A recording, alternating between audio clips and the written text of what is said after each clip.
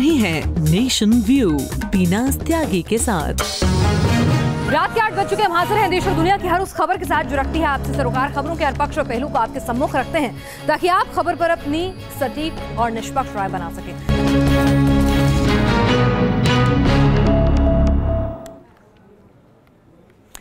Nation view में सबसे पहले आपको आगाह करती एक तस्वीर दिखाते हैं। हमारी गुजारिश है कि आप ऐसी गलती कभी ना करें, क्योंकि मुंबई में तो एक शख्स के लिए आरपीएफ का जवान देवदूत बन गया और उसकी जान बचा ली, लेकिन ये लापरवाही कितनी जानलेवा हो सकती है जरा इन तस्वीर को देखिएगा। और अगर वो आरपीएफ का जवान नहीं होता तो क्या हश्र होता इस नौजवान का, सोचिएगा। ट्रेन प्लेटफॉर्म छोड़ने को बेताब है। वो धड़धड़ाती हुई आगे बढ़ रही है और ये शख्स भागा जा रहा है ट्रेन पर सवार होने के लिए। उसकी ये हरकत जानलेवा हो सकती है। चलती ट्रेन पर सवार होना किसी जोखिम से कम नहीं, लेकिन ये शख्स इतना लापरवाह है कि उसे तो बस ट्रेन पर चढ़ जाने की जल्दबाजी है और इसी बीच उसका पैर फिसल जाता है। वो प्लेटफॉर्म पर गिर जाता है। थोड़ी देर और हो जाती तो शायद वो ट्रेन की चपेट में आ जाता कि तभी आरपीएफ का ये जवान उसके लिए देवदूत बन गया। मुंबई के परेल रेलवे स्टेशन पर हादसा होते होते बच गया। बताया जा रहा है ये fast local Parel railway station पर नहीं रुकती। हालांकि ट्रेन प्लेटफॉर्म पर आई तो उसकी रफ्तार कुछ कम हो गई और विनोद चंदन शिवे ने उसे पकड़ने के लिए दौड़ लगा दी, लेकिन उनकी इस हरकत ने उन्हें खतरे में डाल दिया। भला हो इस आरपीएफ जवान का जिसने मुस्तैदी दिखाई और फौरन विनोद को ट्रेन की चपेट में आने से बचा लिया। Team news nation.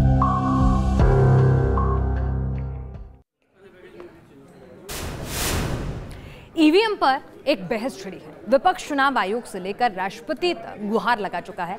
आशंका जताई जा रही है गड़बड़ी की, लेकिन विपक्ष की इस मुहिम को कांग्रेस के ही कद्दावर नेता वीरप्पा मोइली ने झटका दे दिया। जी हां, कांग्रेस विपक्ष का मोर्चा लिए राष्ट्रपति भवन पहुंचती इससे पहले ही मोइली ने इसे बेकार का विरोध बता दिया। ईवीएम पर यलगार है। उत्तर प्रदेश चुनाव के बाद विपक्ष को ईवीएम में गड़बड़ी का डर सताने लगा है।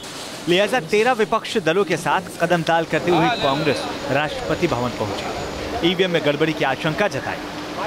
हमें पूरा विश्वास है कि इलेक्शन कमीशन इसमें कोई न कोई रास्ता दिखाएगा ताकि भारत के लोगों का विश्वास वापस प्राप्त हो जाए। आज विश्वास कम है। इलेक्शन जो हुए उसमें कई जगह से शिकायत आई है कि ईवीएम मशीनें चलती नहीं होती, वो मैनिपुलेट की गई हैं।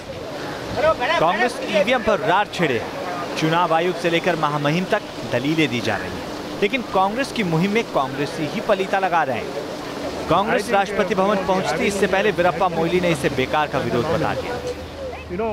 We have tested and again during my period also we appointed technical committees on this EVM functioning. Then ultimately we came to the conclusion they are good and I don't think the manipulation is possible. Manmohan सरकार में मोइली कानून मंत्री रह चुके हैं और वही जब ईवीएम पर बवाल को कटघरे में खड़ा कर रहे हैं तो बीजेपी वालों की बाँचें खिलनी तय है। भावना तो न्यूनतम है और ऐसा कोई चीज नहीं है जिसमें कोई ना कोई गड़बड़ी हो सकती है। बैलेट पेपर भी लगाओगे तो बूथ कैप्चरिंग होगी। तो इसीलिए हमें ये देखना चाहिए कि जोखिम कितना है। जोखिम तो न्यूनतम है। सवाल सियासी नफा नुकसान का है, सवाल सत्ता का है। इसीलिए सत्ता से दूर विपक्ष की हाय तौबा समझ में आती है, लेकिन बैलेट की वापसी क्या डर से निजात दिला सकती है या फिर ईवीएम में जिन खामियों का डर है उस पर चर्चा ज्यादा जरूरी है। ईवीएम के खिलाफ एकजुट विपक्ष ने शिकायत राष्ट्रपति से भी दर्ज कराई, लेकिन जो सवाल विपक्ष लगातार ईवीएम के ऊपर खड़े कर रहा है उसका लगातार जवाब इलेक्शन कमीशन भी दे रहा है। बावजूद इसके एक बार गेंद फिर इलेक्शन कमीशन के पाले में है, जो विपक्ष की सुने या फिर अनसुनी कर दे। वीडियो जर्नलिस्ट सतुराज के साथ मधुरेंद्र कुमार, न्यूज़ नेशन, दिल्ली। अब बात 2 बार केंद्रीय मंत्री रहे कांग्रेसी नेता सैफुद्दीन सोज की अलगाववादी सोच की करते हैं। कश्मीर में कांग्रेस के चीफ रहे सोज को कश्मीर समस्या के लिए पाकिस्तान नहीं बल्कि हिंदुस्तान जिम्मेदार नजर आ रहा है। उनके मुताबिक मौजूदा हालातों के लिए केंद्र सरकार जिम्मेदार है। उनके विचार जब कहां गए थे जब वो खुद इसी हिंदुस्तान की केंद्र सरकार में मंत्री थे। And Delhi government unilaterally eroded that 370 and created the problem. खाते हिंदुस्तान का है और गाते पाकिस्तान का है। कश्मीर की सियासत में इस चेहरे से भला कौन वाकिफ नहीं है। सैफुद्दीन सोज, कांग्रेस के वो नेता जिन्हें लगता है कि कश्मीर में विवाद की जड़ पाकिस्तान नहीं बल्कि हिंदुस्तान है। जरा गौर से सुनिए सैफुद्दीन सोज का पूरा बयान। Because autonomy had been enshrined in the Constitution of India and the conditional accession to India had been expanded by adding subjects. So Sheikh Mohammed Abdullah led the delegation and talked to Jawaharlal Nehru. So between Nehru and Sheikh Abdullah was a Delhi agreement that gave comprehensive autonomy to Jammu and Kashmir. And Delhi government unilaterally eroded that 370 and created the problem. राजधानी दिल्ली में improving Indo पाक relation event में सोज ने ये बयान दिया। सोज ने इस दौरान पूर्व प्रधानमंत्री नेहरू और शेख अब्दुल्ला की बातचीत का भी जिक्र किया। सोज के अलगाववादी बयान को उनकी सियासी मजबूरी से जोड़कर देखा जा रहा है। कांग्रेस नेता के इस अलगाववादी सोच पर अब सियासत भी गर्म है। ये कैबिनेट में मंत्री भी थे एक जमाने में, कांग्रेस के मंत्री थे, सेंटर में थे, तो इतनी बड़ी इम्पोर्टेंट पोस्ट होके स्टेट में भी कांग्रेस चीफ, सेंटर में एक मिनिस्टर होके and for a pretty long time Congress के साथ इनकी एसोसिएशन है। अगर तब उनको ये ख्याल नहीं आया, आज जबकि ये पावर में नहीं, आज इनको ख्याल आ गया। जिस कार्यक्रम में सोज का बयान आया उसी में सीनियर वकील और राज्यसभा सांसद राम जेठमलानी ने कश्मीर घाटी में हुई हिंसा के लिए पाकिस्तान को जिम्मेदार ठहराया, लेकिन सोज ने उसके उलट बयान दिया। हैरानी की बात यह है कि सैफुद्दीन सोज कश्मीर की जमहूरियत पर यकीन तो रखते हैं, लेकिन उनकी भाषा अलगाववादियों और पाकिस्तान को सुकून पहुंचाने वाली है। जम्मू से शाहनवाज खान के साथ टीम न्यूज़ नेशन। चलिए, तो हिंदुस्तान की चुनी हुई सरकार में मंत्री रहना मंजूर है, एक नहीं दो बार हिंदुस्तान की जमीन का खाना मंजूर है, वर्तमान में तमाम सुविधाएं भोगना मंजूर है सोज साहब को, लेकिन जुबान वो पाकिस्तानी बोलते नजर आते हैं, अलगाववादी सोच रखते हैं और कांग्रेस के लिए फिलहाल उसी के नेता मुसीबत का सबब बन रहे हैं, चाहे वो सोज हो या मोइली हो। कांग्रेस अगर हमला भी करना चाहती है केंद्र पर तो जिस तरह से विरोधाभासी बयान आते हैं वही उसके गले की फांस बन जाते हैं और इसीलिए पहले से कमजोर कांग्रेस की स्थिति और ज्यादा विकट हो रही है। आगे बढ़ते हैं। All India Muslim personal law board के उपाध्यक्ष और देश में शिया धर्मगुरु के रूप में पहचाने जाने वाले कल्बे सादिक के बेबाक बयान ने अब एक और घमासान खड़ा कर दिया है। सादिक ने साफ साफ कह दिया कि मस्जिद की सुंदरता और भव्यता से ज्यादा लोगों को तालीम की जरूरत है, लेकिन कुछ लोगों को उनका ये बयान नागवार गुजरा है। आखिर किस संदर्भ में उन्होंने ये बयान दिया और उसके बाद कैसे पलटवार हुए उनके इस बयान पर, देखिए इस रिपोर्ट में।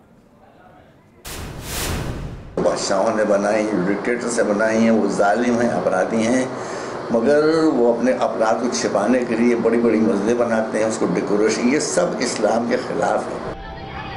देश में मस्जिद को लेकर शिया धर्मगुरु कल्बे सादिक ने बयान क्या दिया, चारों तरफ उनके खिलाफ आवाजें उठने लगी। सादिक ने बिजनौर और फिर अलीगढ़ में कहा कि बीते समय में तानाशाहों ने आलीशान मस्जिदों का निर्माण इसलिए कराया ताकि अपराधियों को छुपाया जा सके। देखिए, मस्जिदें बहुत हैं, हम कहाँ तक आपको गिनवाएं। जो तानाशाहों ने बनाई हैं मस्जिदें, जो सम्राटों ने बनाई हैं, जो बादशाहों ने बनाई, जो डिक्टेटर से बनाई हैं, वो जालिम हैं, अपराधी हैं, मगर वो अपने अपराध को छिपाने के लिए बड़ी बड़ी मस्जिदें बनाते हैं, उसको डेकोरेशन, ये सब इस्लाम के खिलाफ है।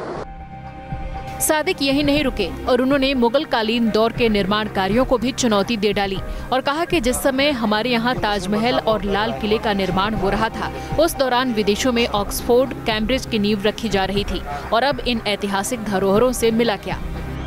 जिस जमाने में यहाँ ताजमहल बन रहा था, जिस जमाने में यहाँ लाल किला बन रहा था, जिस जमाने में यहाँ मस्जिद बन रही थी, उसी जमाने में इंग्लैंड में कैम्ब्रिज, ऑक्सफोर्ड बन रही थी।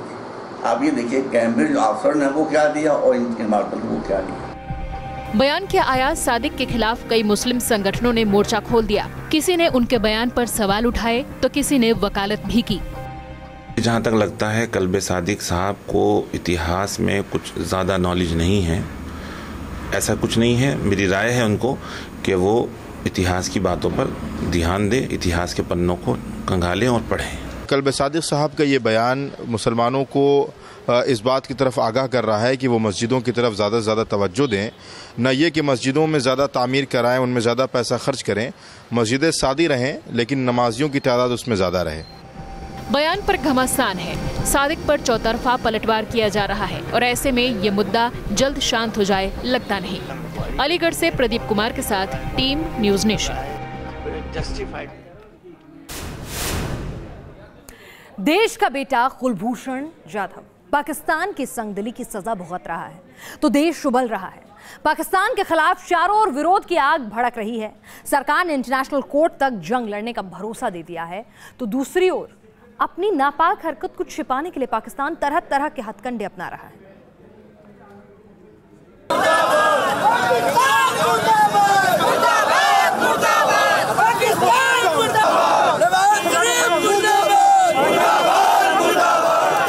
देश उबल रहा है, अपने लाल कुलभूषण के लिए दुआएं मांग रहा है। कहीं गुस्सा है और कहीं दुआओं का दौर। चारों ओर बस एक ही आवाज है, कुलभूषण को बचाना है। गुस्से की आग में उबलते देश का मिजाज सरकार भी समझ रही है। सरकार हर हाल में कुलभूषण को बचाने का भरोसा दे रही है। कहा जा रहा है कि अगर पाकिस्तान ने इस नाइंसाफी को नहीं रोका तो इंटरनेशनल कोर्ट का दरवाजा भी खटखटाया जा सकता है। पूरा भारत उसको बचाने के लिए अपने हर तरह के, चाहे डिप्लोमेटिक हों, चाहे इंटरनेशनल स्तर पे हों, चाहे पाकिस्तान से बातचीत में हों, सब तरह के जो हैं वो प्रयास किए जाएंगे और हमारे नागरिक को बचाने के लिए किसी तरह की कसर और कमी नहीं रखी जाएगी। सरकार भरोसा दे रही है लेकिन देश नतीजा चाहता है। देश का बेटा हर हाल में वापस लौटे इसलिए पूरा देश बेचैन है। कुलभूषण का क्या कसूर है? किस बात पे आपने उसको गिरफ्तार किया? क्यों उसको हमारी हाई कमीशन बात नहीं कर सक रही? क्यों आप उनको छिपा के रख रहे हैं? कहाँ की इंसाफ है ये? कहाँ लागू होती है ऐसे बातें? तो ये जवाब पाकिस्तान को देना पड़ेगा, नहीं तो महंगा पड़ेगी ये सौदा। देखो, सुषमा स्वराज ने कुछ कहा नहीं है कि क्या करना चाहती है, सिर्फ धमकी देने से कुछ नहीं होता। क्या इंटरनेशनल कोर्ट में जाने का रास्ता, अपील का रास्ता? इंटरनेशनल कोर्ट में, पर पहले पाकिस्तान में सुप्रीम कोर्ट में जा सकते हो, प्रेसिडेंट के पास जा सकते हो। बिना सबूतों के, बिना दलील और वकील के जो फैसला पाकिस्तान की कंगारू कोर्ट ने सुनाया है उसे सही साबित करने के लिए पाकिस्तान नई नई साजिश कर रहा है। बताया जा रहा है कि पाकिस्तान कुलभूषण का रिश्ता कराची के खतरनाक गैंगस्टर उजैर बलोच से जोड़ रहा है। लेकिन खुद पाकिस्तान के लोग ये कह रहे हैं कि बलोच तो ISI का तोता है। सिर्फ और सिर्फ क्योंकि उसके नाम में बलोच है और कोई और ऐसा बलोच है नहीं जो कि खड़े होकर ये कहे कि इस झूठ पे खड़ा हो। जाहिर सी बात है, अपने पेरोल वाले आदमी को लाएंगे और उसी से ये जवाब दिलवाएंगे, क्योंकि उज़ैर बलोच को जब चाहे ये उठा के ले जाते हैं और जो बयान दिलवा देते हैं वो बयान दे देता है, फिर छोड़ देते हैं, फिर वो अपना माफिया का काम करता रहता है। तो ये ऐसे कारोबारी लोग हैं, इनको यूज़ किया जाता है और ISI का पुराना काम है। पाकिस्तान की इस हरकत को पूरी दुनिया देख रही है। अमेरिकी एक्सपर्ट इसे बदले की कार्रवाई बता रहे हैं और शायद यही वजह है कि पाकिस्तान को अपनी पोल खुलने का डर भी सताने लगा है और वो नई नई तरकीब लगा रहा है कि कैसे दुनिया में अपनी नाक बचाई जा सके। Team news nation. गौहत्या पर बैन देश में बड़ा सियासी मामला बना हुआ है। रोज इस पर कुछ ना कुछ विवाद और बहस छिड़ी रहती है। इस मुद्दे पर लंबे वक्त से तनातनी बनी हुई है। अब एनसीपी नेता शरद पवार इस मामले में कूद पड़े हैं।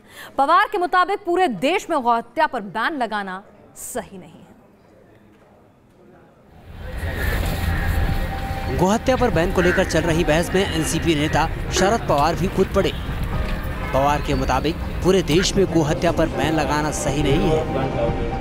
इसके लिए उन्होंने वीर दामोदर विनायक सावरकर का जिक्र करते हुए कहा कि हिंदूवादी सावरकर भी गौहत्या के विरोधी नहीं थे। यही स्वतंत्र वीर सावरकर, उन्होंने पब्लिक के लिए कहा था कि गाय ये उपयुक्त पशु है, ये उपयुक्त पशु को आप जब तक उपयुक्तता है तब संभाल कर सकते हैं, और जब इसकी उपयुक्तता नहीं रही तो किसानों के ऊपर वो बोझ नहीं होना चाहिए। और इसलिए शायद किसी ने हत्या करके गोमांस खाया तो मैं उसको दोषी नहीं कर सकता हूँ, ये सावरकर जी ने कहा। गौहत्या जैसे संवेदनशील मुद्दे पर आए इस बयान पर फौरन वार पलटवार शुरू हो गया। आरएसएस ने कहा कि गौरक्षा के मामले पर गांधी जी के विचारों को माना जाना चाहिए। सावरकर के नहीं। वहीं बीजेपी नेता भी शरद पवार के बयान से सहमत नहीं दिखे।